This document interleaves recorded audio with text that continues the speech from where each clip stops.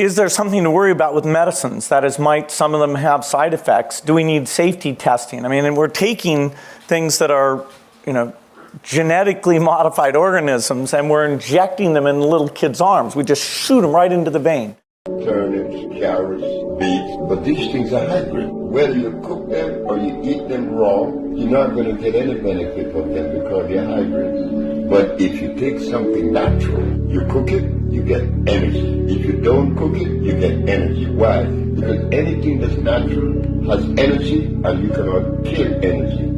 It's displaced from one state to another. GMO, or genetically modified organism, must be banned entirely in across Africa, most especially in Nigeria. GMO must be stopped.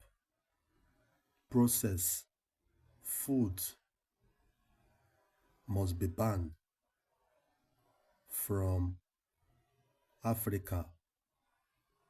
GMO from the West na reduce black population, most especially in Nigeria. Ancient Africa, food is medicine. Ancient Africa, food is natural, that heal and cure any health issue in our body. GMO is harmful in our body.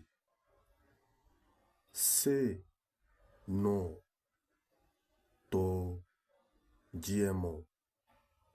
Say yes to natural, healthy food.